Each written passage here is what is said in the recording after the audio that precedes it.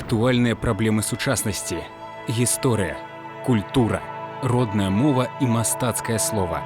Пра гэта і не толькі пісьменнік і публіцыст Навум Гальперовіч гутарыць з вядомымі людзьмі краіны. Вітаю, сябры! Сённяшняя сустрэча ў нечым незвычайная. Незвычайная таму, што сённяшнім госцем мы разам некалі вялі адну перадачу, якая была якраз на гэтым канале, якая называлася «Дыаблог постфактум». І нарэшце мы сустрэліся, і ўжо я запрасіў свайго былога сувядучага Анатоля Зыкова на гэтую праграму, і мы паспрабуем пагаварыць пра тое, пра што мы не гаварылі ў той сваёй праграме, а гэта значыць пра творчасць самога Анатоля Зыкова. Толя, я цябе віншую з тым, што ты напісаў, што ты зрабіў, і вітаю ў гэтай маёй праграме. Дзякуй. Анатоль Зыкаў, паэт, празаік, публіцыст. Нарадзіўся ў 1955 годзе ў вёсцы Патапаўка Будакашалёўскага раёна на Гомельшчыне. У 1977 годзе скончыў гісторыка-філалагічны факультэт Гомельскага дзяржаўнага універсітэта. Працаваў у гомельскай раённай газеце «Маяк» і ў райкаме камсамола. З 1980 да 1982 года быў слухачом вышэйшай камсамольскай школы ў Маскве, а ў Мінску працаваў у Ленінскім камуністычным саюзе моладзі Беларусі. У 1991 годзе скончыў інстытут паліталогіі і сацыяльнага кіравання. Таксама працаваў у рэдакцыях газет «Чырвоная змена», «Добры вечар», «Сталіца», «Кніга і мы», «Беларуская лясная газета». З'яўляўся рэдактарам часопісаў «Вожык», «Полымя», «Вясёлка». Працаваў у выдавецтве мастацкай літаратуры і на тэлеканале «Беларусь-3». З 1994 года з'яўляецца сябрам Саюза пісьменнікаў Беларусі. Аўтар некалькіх празаічных твораў, дзесяткаў зборнікаў паэзіі, сатыры і гумару, кніг для дзяцей. З'яўляецца ганаровым грамадзянінам Будакашалёўскага раёна. Мы ведаем Зыкава як дзіцячага пісьменніка. Мы ведаем Зыкава як празаіка, мы ведаем Зыкава як лірычнага паэта, мы ведаем Зыкава як аўтара тэкстаў для многіх папулярных песень. Вот я так сказаў? Так, і яшчэ аўтар тэксту гімна лесаводаў Беларусі. Так што лесаводы там недзе ў лесах спяваюць. Спяваюць у лесах. Вот. У всялякім разе на сваіх урачыстасцях пачынаюць гімнам гэтым. З Леонідам Шурманам мы напісалі, ён кампазітар. Я, па сутнасці, пішу амаль кожны дзень. Але бывае, што вершаў не пішу паўгода. Таму што я перакідаю то дзіцячыя вершы, то есть, аднастайнасць это надакучае. Поэтому я пішу дзіцячыя вершы, дзіцячыя казкі, потым перакідваюсь на пароды, асабліва калі прачытаю кніжку паэтычную, і там знайду нейкія радкі, якія хацелася спарадзіраваць. Лірычныя вершы, ну, не гледзячы, так сказаць, што ўжо ўзрост наш трохі так это сама, але яшчэ на дзяўчат глядзім і пішам. І пішам, і пра каханне таксама. Ведаю, што вот апошнім часам ты вельмі многа ўдзяляеш увагі менавіта дзіцячай літаратуры. Но я люблю назіраць за дзецьмі, таму што лічу, што дзеці это самыя вялікія пісьменнікі. Яны прыдумаюць такое слово, якое ні ў адным слоўніку не знойдзеш.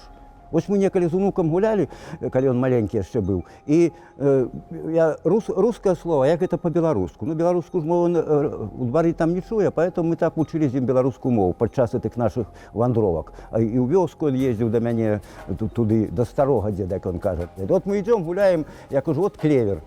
Па-беларуску это канюшына. Ён кажа, деда, я што, коні ядуць? Вот. Я кажу, і коні ядуць. Он кажа, а калі каровы будуць есці, это ўжо будзе карова-шына. То есть, что дзеці прыдумляюць словы. Яны могуць у любой сітуацыі выблытацца. І ты так не прыдумаеш. Кожныя канікулы, як ён малы быў.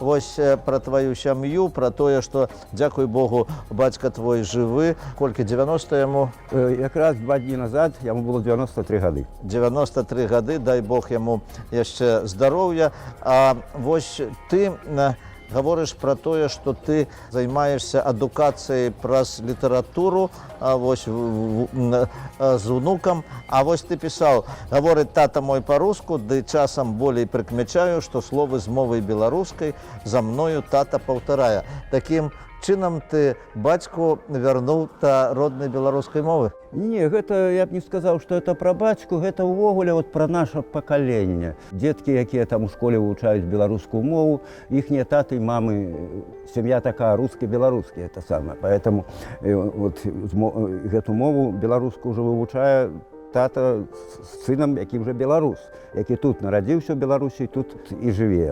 Мае бацькі размаўлялі, ну не скажу, што на чыстай беларускай мове, але гэта была такая трасянка, і яна ўсё-такі вымаўленне было беларускае. Нават рускае слова, калі, але вымаўленне было ўсё роўна вот это мяккая наша беларуска.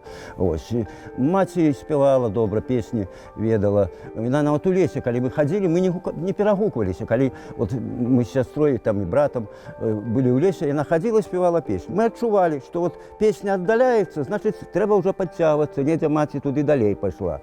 Празаічныя рэчы, я пішу, называюцца зэкавычкі.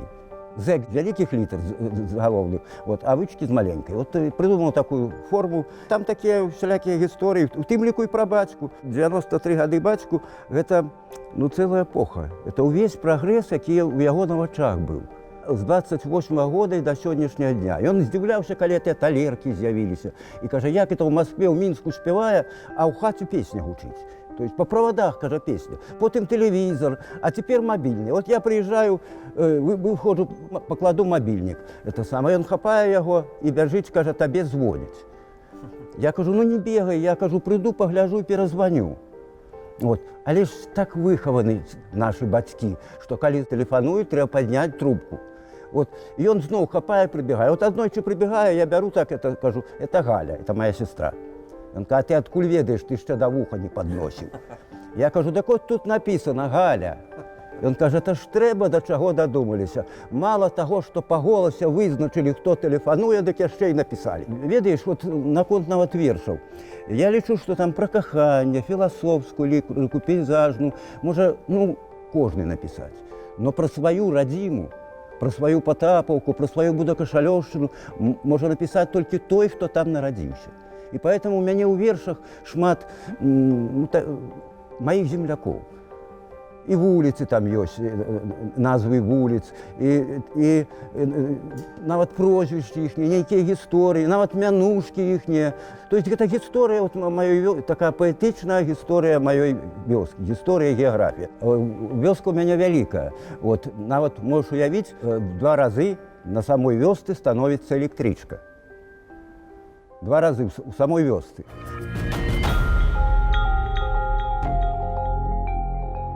Ну, вось яшчэ пра адно я хацеў бы сказаць. Тое, што нас звязвае не толькі адна праграма, якая ў нас была, але нас звязвае сяброўства з выдатным чалавекам, нашым сябрам Алесем Пісьмянковым. Кніжка ляжыць Алесь. Памяць пра яго – гэта не проста памяць пра сябра.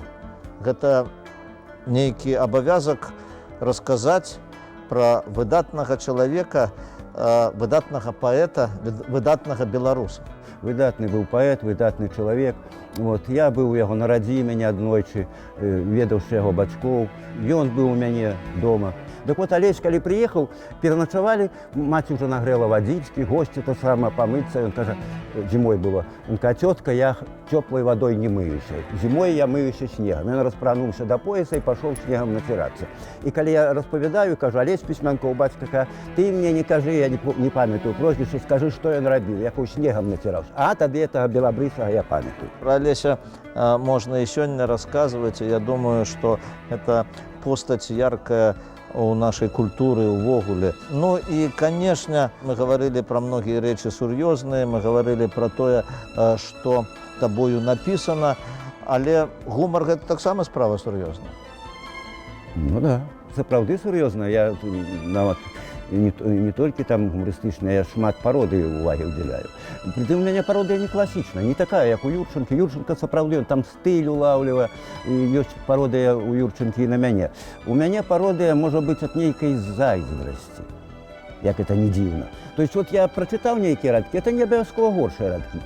Я прачытаў, яны мне спадабаліся. Я думаю, а як бы пра гэта я напісаў? І вось так з'яўляецца пародыя.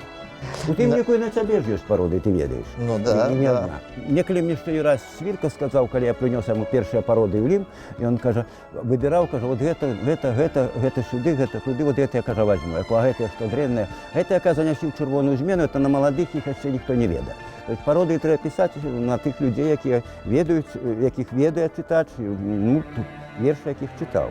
Я, до речі, кожную парадыйную кніжку папярэджваю такой эпіграмкай. Так там у мяне ёсць «Паэты, крыўдаваць не час, што парадзірую я вас. Нехай вас лепей тое цешыць, што я чытаю вашы вершы». Я сапраўды салоўкам чытаю і выпісваю радкі. Ты мне рассказывал, что некоторые звертаются до тебя с просьбой «напиши на меня пароды». Нават радкі выпісваюць, а ты мою кніжку ўсё роўна чытаць не будзеш. Вот, так я выпісаў ці выпісала радкі, якія ты можаш спарадзіраваць. Это значит имидж, это значит пиар. Реклама. Некоторые, магчыма, вот это самое кажуць, што прочитавши пародыю, хочется вершы прочитаць. У мяне таксама такое ёсць. Калі я на некае читаю пародыю, думаю, можа і мне там што знайсці, якія радкі у яго паэтычнай кнізе. Я тады звяртаюся да паэтычнай кнігі таго аўтара, якога парадзіравалі. У мяне ёсць такая задума, што вот некалі выдаць кніжку, дзе, напрыклад, першая частка была пародыі на паэтаў, адпаведна, а другую частку это пародыі паэтаў на мяне. Вот. Так што я яшчэ і выдам гэтыя пародыі на сябе. Ты казаў, што у цябе ёсць эпіграмы на сябе. У першай маёй кніжцы была такая эпіграма, я тлумачыў, чаму я звярнуўся да пароды. Таму што это нейкі такі несур'ёзны жанр, і ўвогуле ён другасны. Усё-такі верш, я лічу, это першасна, чаму і пародыя пішацца на верш.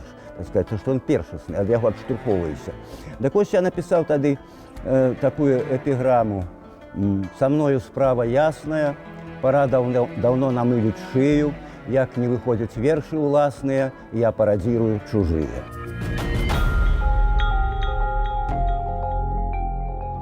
Застаецца час на нашу традыцыйную апытанку. Як бы ты хацеў растлумачыць выраз «любіць сваё»?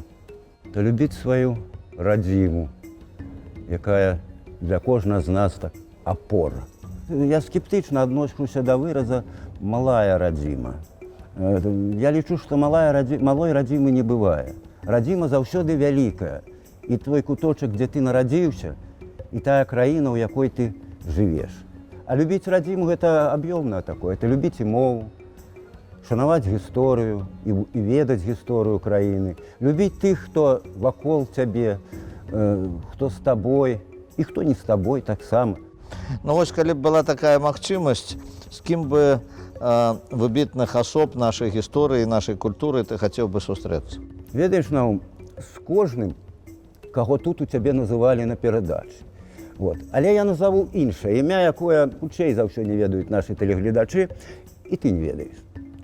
Гэта мой земляк Піліп Паўлавіч Гаспадароў. Ён нарадзіўся на Будакашалёўшчыне ў суседняй з маёй Патапаўкай вёсцы Забаб'я ў пазамінулым стагоддзі.